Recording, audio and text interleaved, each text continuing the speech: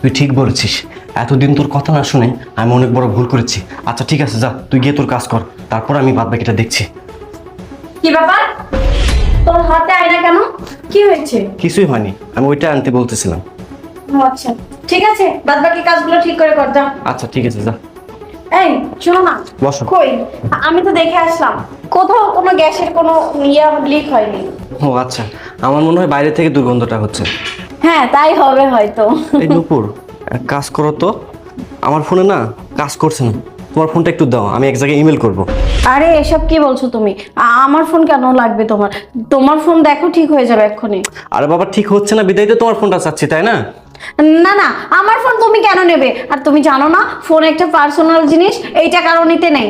দেখো, আমি তোমার স্বামী, তুমি আমার স্ত্রী, আমার চাইতে তোমার কাছে পার্সোনাল হয়ে গেল। দেখো তুমি আমার স্বামী ঠিক আছে, তাই বলে কি সবকিছু তোমার সাথে আমার শেয়ার করা যায় বলো? আর